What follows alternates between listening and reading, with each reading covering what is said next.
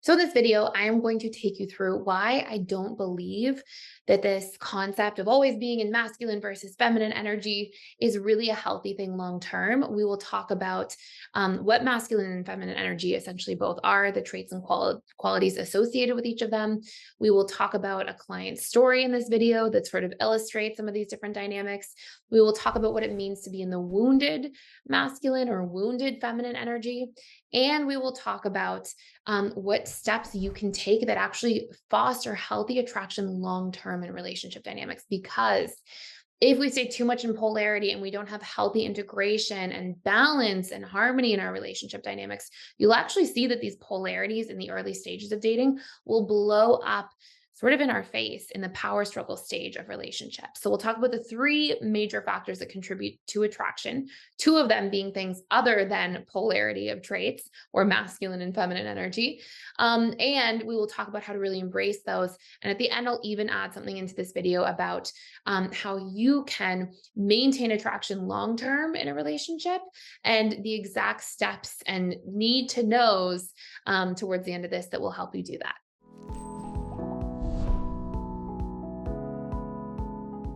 So you've probably heard this idea that men should always be in their masculine energy and women should always be in their feminine energy. And this is going to be what creates this polarity and then allows these two individuals to be drawn to each other. And it's not that that is completely wrong, but it's that the parts that are left out in terms of what actually builds attraction are not included. And this can make for something that breeds excitement and attraction in the dating stage, but it can actually blow up sort of in our faces in the later stages of dating and relationships. So we're going to break this all down and you're going to learn why.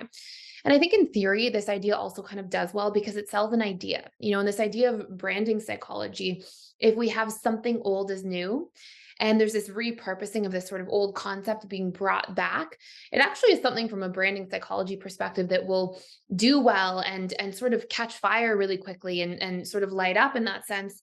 And again, I think that these ideas are actually quite limited. So from this idea of like masculine energy, right? Masculine energy, according to these concepts, talk a lot about how the masculine energy is like being very logical, very decisive, very achieving, leading, competitive, building, and very independent. And then we have the feminine energy concept, which is feminine is the compassion, the nurturing, the expression, the receiving, the creativity.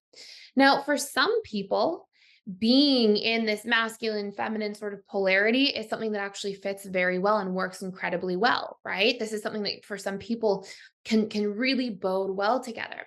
But I want to give you an example and tell you a story about a client I had years ago, and we'll sort of break this down here. So this client in particular was actually a business owner and was doing well for himself in terms of his business, but he was a lot more anxiously attached in relationships. And so he had a lot of these components of like the compassion, the wanting to nurture the relationship, to express, to give and receive love in the relationship, and spend a lot of time like in that space. And his partner was somebody who was actually also a business owner, but was a little bit more avoidant, first and foremost. But second to that, had a lot of these different fears about love and relationships. So her personality was largely built on being also very independent, and in fact, much more independent than he was. And she was somebody who, wasn't sure if she wanted to settle down. And she was very in her like logical, decisive, kind of, competitive frame of reference as well, along with that like independence and that building and those sorts of qualities. Now, what actually drew them together is that because he was the one in the relationship dynamic that was willing to be a little bit more vulnerable, be a little bit more nurturing, be a little bit more compassionate, he actually allowed within this relationship dynamic a safe space to be fostered for their relationship because she had a lot of woundedness. And we're going to break down a lot more things in this video. Like if this is something interesting to you, please stick around. It's going to get much more interesting as we go through this. But what you'll see here is that he had a lot, she had a lot more woundedness. So he was able to provide this space of like leading with vulnerability, leading with being the nurturer in the relationship and expressing more and being more open and transparent and not being afraid to be vulnerable and express his feelings. And because of that, what started happening from like the dating stage is that those qualities and characteristics he was expressing there allowed her to be in a space where she felt more and more comfortable letting her guard down. And so she started to be more willing to embrace the relationship and connect. And because she felt safe to express that side of herself, it was actually helping her essentially overcome these wounds that she had from childhood, where she grew up with a father who left at a very young age. And she was sort of the oldest child, and she felt this need to sort of like caretake for the rest of her family, her younger siblings and her mother. And so she took on this sort of, more masculine energy role, if we were to look at it that way. Now, at one point in their relationship, and this is where I actually met them, was when they kind of got into the power struggle. So they started off really well, they were doing great together. And at one point in the relationship, because she was more avoidant than he was, and he was more anxious, she started pulling away a little bit more and more, as we would see in the power struggle stage. This is sort of natural for our attachment styles to show up. And he started reading all this stuff about like being in the masculine energy. So guess what he did? He proceeded to go, okay, you know what? She's disconnecting. I'm just going to disconnect completely. And he sort of like, and this is the part that's really important, is that he started trying to play a role that he was not and not comfortable with. And it wasn't this like, oh, let me become secure and heal my anxious, preoccupied wounds, and then, still hold this space and embrace this dynamic. It was like, no, I'm going to be in my masculine by also being hyper independent and disconnecting and retracting. And actually, it started really putting their relationship into turmoil. And this is sort of the point at which they came to me to work through some of these things. So I'll tell you what happened in a little bit. But first, I want to share a little bit about, some components in here that are really important to recognize. Number one, yes, statistically, men are more in their masculine, women are in their feminine. But there are very strong exceptions to this far-reaching sort of rule or dynamic because of how unique our individual programming is. And also because our attachment styles can absolutely play a role with this. Now, there are a couple major issues with masculine and feminine energy dynamics, right? Number one, is our relationship to this based on truth or fear? Like, I can't stress this part enough. If women are in their masculine energy because they are terrified to rely on others because of wounds, because they are terrified to be open or to trust, or they have all these receiving blocks, they're scared to receive, or, rely on somebody else and then feel helpless. Like, if that's the case, then a woman should absolutely be working through those things and healing those things, just like a man should be working through those things and healing those things. Because, when we look at attraction is yes, based on trait variety. So part of attraction, yes, is polarity, right? This is undeniable, but it's one of three things. One component of attraction is that somebody is in a position where what they are expressing is the repressed traits of another person. So in this case, if somebody's in a position where they're in this sort of more expressive, nurturing energy, and somebody else is more in this like independent, driving energy, yes, that can foster attraction, right? Because it's trait variety, literally, like biologically, trait variety helped us survive for a very long time. If somebody's really smart, somebody's really strong, and they pair up together, they have a greater chance at surviving. So yes, trait variety is a real thing. But there's two other components to what actually allows us to feel attracted. And it's, does somebody meet our deeply unmet needs?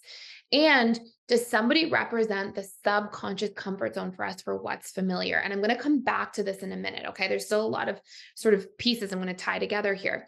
But if somebody's relationship to being in their masculine or feminine energy is from fear, no matter what, that should be worked on, right? If you're a woman in your masculine energy because you're afraid to rely on somebody, you don't want to be bringing past trauma forward with you into all your relationships and be unable to receive in relationships because you're scared that it will come with somebody hanging something over your head or with consequences, or you're scared to rely on somebody and then be trapped in that situation. Those are things we want to work through, right? And those are things that we can also work through in terms of wounds within ourselves, but also things that we can work through in terms of like making sure we vet people properly, right? And have good boundaries. And it doesn't mean only relying on people, right? It's a both factor. Interdependence, healthy interdependence in relationships means both. It's not one or the other. There doesn't have to be these sort of extreme polar dynamics. But the second thing is that principle or concept can apply in reverse. So if you are a woman who, maybe grew up and had to be a little tougher or stronger in certain situations, and maybe you have fairly well developed masculine energy, it shouldn't be that you go into your life and totally repress that and only ever play into this feminine role and try to deny different qualities or character. Like, a lot of women are a little bit fiery sometimes, or a little bit feisty, or, and some of that comes with that fierce independence, and some of that sort of spiciness sometimes comes from more of that sort of masculine energy set of qualities. And vice versa. I mean, there's a tremendous amount of men who are great men who also have, maybe happen to be more anxiously attached. And even if they heal their anxious attachment style, some of what's going to have developed within them, which are also beautiful qualities, are the ability to be vulnerable, the ability to express their emotions, to really prioritize and care for relationships. And if we take a situation, okay, and we say, you should repress who you are in order to be loved. You should repress that you're emotionally, available, or that you have the ability to be vulnerable. You should repress that you're a little bit more feisty or spicy sometimes and can be fiercely independent. If we try to repress instead of heal, if we try to start playing roles of how we should be, quote unquote, in modern dating, I mean, it's just not going to work. It's going to be something where you play into these roles at some point in time, and then you end up, going into the dating stage and then the honeymoon stage. And then when you're in the power struggle stage, inevitably, because this is how relationships develop, the mask drops. This is part of what takes place. And so when that mask drops, you're going to end up feeling like, okay, now that I can be more of myself, those things I was repressing and pushing down and pretending were not a part of me are now going to come up, and it's going to sabotage. Anytime we play a role and we're not authentic and we're not sharing the parts of ourselves that are natural and true for us in one stage, those are going to rear their heads in the power struggle stage, because that's how it works. And so rather than this idea of repressing ourselves and playing into these polarity, sort of roles, we should recognize, number one, that's only one part of attraction. And arguably, the somebody meeting your deepest needs, and somebody representing the subconscious comfort zone within you, and that being familiar, are much stronger components of what actually creates attraction at the subconscious level. And instead of trying to polarize and repress ourselves, what we should be doing, and what I actually see with healthy, secure relationships, is we should be healing any wounded parts within ourselves so that we can embrace both components and be whole together. Truly thriving relationships, like if you, and I don't like particularly love this term either because it's kind of funny, but if you think of this term like power couple, or people you're thinking of that you admire or look up to, or whatever it might be, when we take two people that are a power couple, it's because they're individually empowered within themselves, within all aspects of themselves, their ability to embrace, and maybe we lean one way, right? Obviously, statistically, women are going to be a little bit more in their feminine energy. Statistically, it doesn't mean everybody. But that we lean into our truth, and then we're not afraid to be in touch with the other aspects of the self, right? That we don't have wounds about what it means to be decisive, and we're afraid to make decisions, or what it means to embrace our independence at times when we need that, or vice versa, that men don't have wounds around what it means to express emotion, or to be vulnerable, or to be able to receive. Like, there should be this dynamic of both parties becoming whole and empowered on their own, instead of thinking we have to do more division and disconnecting and splitting off into polarities and role playing so that we can build attraction in relationships. It's just a very limiting concept or idea. So rather than, this idea that we have to split off into these polarities, we should instead find harmony within those natural polarities within ourselves, and find what sort of balance of masculine and feminine traits or qualities we express. That's our truth. And then find somebody who is an actual match for that dynamic, right? Who has a balance that's similar to us, or similar to what we would be looking for from a trait variety perspective, right?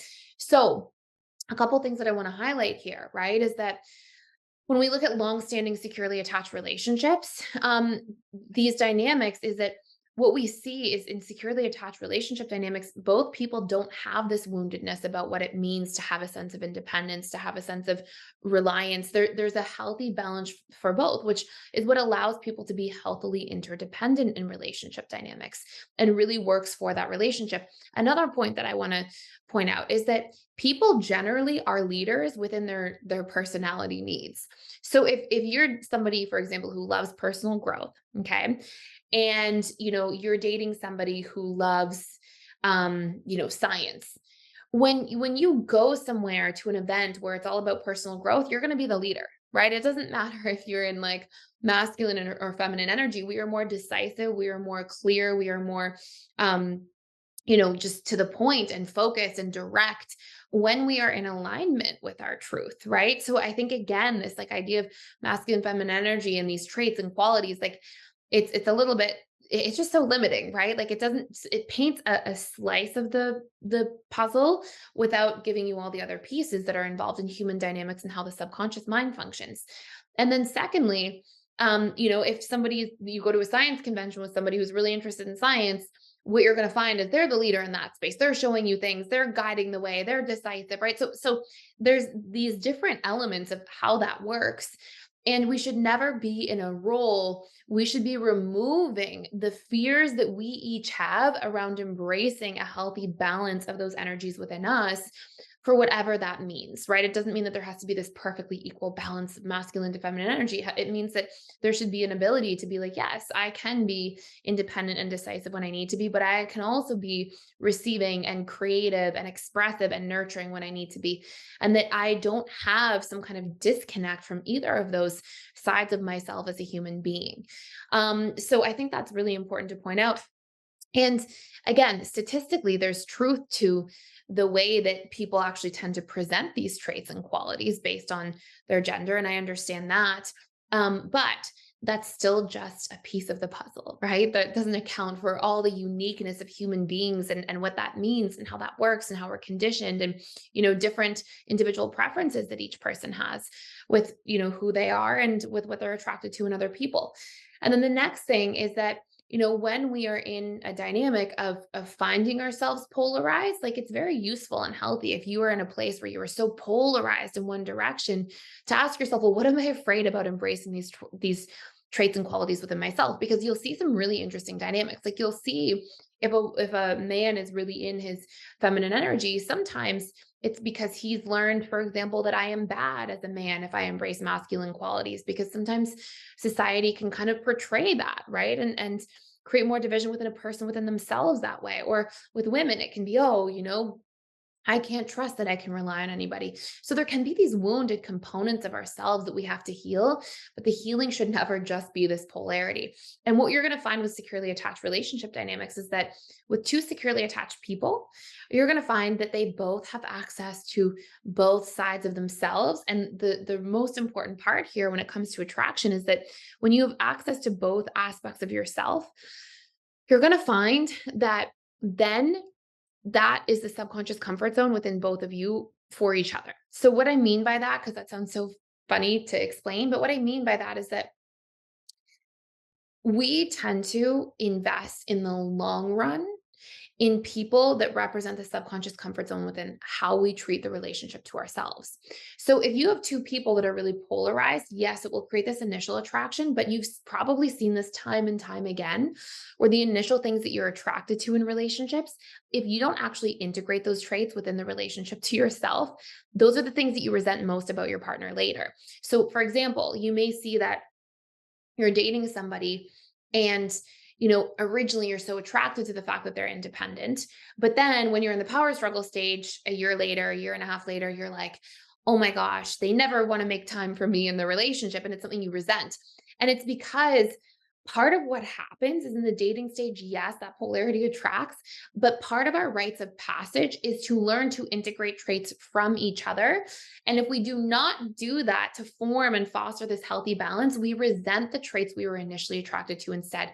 And this really goes without exception. And you'll see this, like if you actually write out the traits you were so attracted to somebody to in somebody at the beginning, and then you didn't form this healthy connection to those traits and take in some of those traits yourself, you probably felt really frustrated about those very traits later on. And we could go through so many examples, but it's going to be most useful if you look at that within the relationship to self. If we do healthily integrate those traits within ourselves, we form this subconscious comfort zone around those things. And then because we both have this healthy balance of all components there, this wholeness around us, then we can be interdependently whole with each other. And that's going to allow a relationship to sustain over time.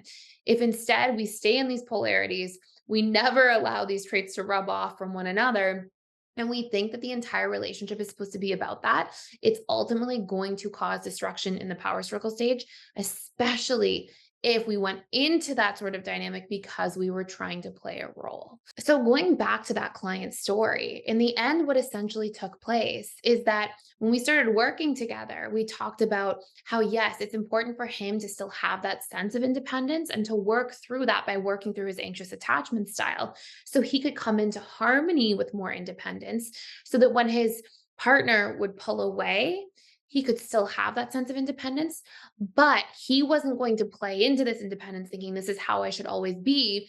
And in fact, he could actually communicate vulnerably how her pulling away made him feel, what he needed instead, and still maintain that healthy relationship to part of what was his truth, which was the ability to be vulnerable, to want to put effort in and nurture the relationship, to have compassion for his partner and loved one, and vice versa. Him doing these things and opening up allowed her to go back to maintaining that sense of safety in the relationship dynamic, which allowed her, in a sense, to heal some of that wounded masculine energy, the parts of her that were developed in that masculine space, not because it's all from a place of woundedness, right? But because there is an element in there that was afraid of relying, afraid of opening up. As she was able to drop her guard, she didn't lose her total sense of independence in the relationship dynamic or decisiveness or qualities of wanting to also build. But that was also balanced out by this ability to maintain that sense of harmony within herself, that ability to have the best of both worlds, both that feminine side and masculine side. And as he was able to do that too, they both were able to really become more and more securely attached in the relationship together. So I hope that makes sense for you. And if you have any questions about this, I would love to hear your ideas, your questions, your insights down below. Thank you so much for stopping by here. And if you want to do work on this topic in a lot more detail, a lot of it's shadow work because it's trait integration work. So you can actually check out our shadow work course for free for 14 days. We're doing this as a one-off just for 14 days. If you want to check this out down below, please feel free to click the link. You can join PDFs and check out the entire school for free for 14 days. And thank you so much for watching and for stopping by.